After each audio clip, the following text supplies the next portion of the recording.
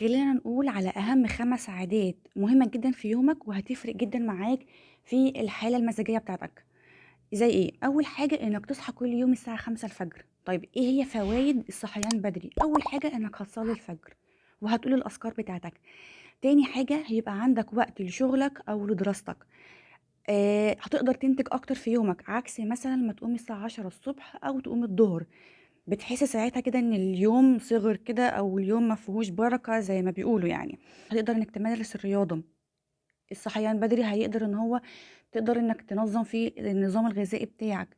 هيبقى في تقدر إنك تنام بدري، فده هيبقى أفضل ليك.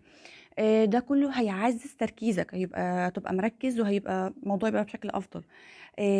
تاني حاجة، خلّي أول ساعة في يومك، يعني أول 60 دقيقة كده في يومك، ديّة ساعة مقدسة، يعني الساعة بتاعتك أنت. الساعة دي بقى تعمل فيها إيه؟ سواء كانت دعاء، قراية القرآن، التأمُّل، إنك طبعًا لمّا تتأمَّل يعني تشوف عظمة ربنا فتسبّح ربنا. إنك مثلًا تقرا كتاب أنت عايز نِفْسك تقراه، إنك تدوِّن حاجة أنت بتفكّر فيها، إنك تقعد مثلًا تفكّر، إنك مثلًا تفكّر في حياتك اللي جاية، تفكّر إيه مثلًا الحاجات اللي أنت نِفْسك تغيّرها في نَفْسك. فتشوف مثلًا أنت عايز تبدأ من إيه. أول ساعة في يومك ديّة بتاعتك أنت.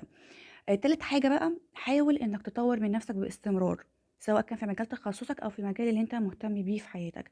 ما تقفش عند نقطة معيّنة وتقول خلاص، يعني ديّة المعلومات اللي أنا هاتعامل بيها في حياتي. طبعًا إحنا عندنا كل يوم في جديد، في معلومات عندنا بتبقى موجودة على النت بشكل رهيب جدًا. فحاول إنك تطوّر نَفْسك، سواء بقى من إنك تقرا كُتب، تاخد مثلًا كورسات من على النت، تاخد كورسات مثلًا برّه. تشوف مثلًا المعلومات اللي موجودة على النت، فاطّلع كل يوم على الجديد اللي موجود عندك، ما تقفش عند نقطة معيّنة.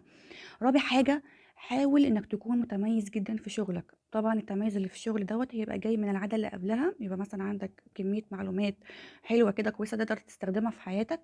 تاني حاجة يبقى عندك مهارة الذكاء العاطفي. الذكاء العاطفي دوّة بقى إن هو يبقى عندك وعي بذاتك، إنك تعرف إزاي تتحكم في مشاعرك، سواء لو كان عندك مشاعر غضب مثلًا من ناحية شخص معين، فتعرف إزاي إنك تتحكم في مشاعرك ساعتها. تعرف إزاي تتعامل مع كل شخص حسب شخصيته.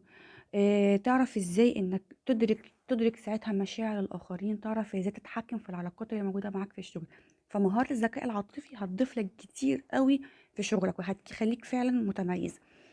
آخر حاجة بقى، اتصرّف فعلًا وكأنك أهم شخص، وأنت كده فعلًا. فاهتم بنفسك، واهتم بتقديرك لنفسك، لإن نفسك تستاهل.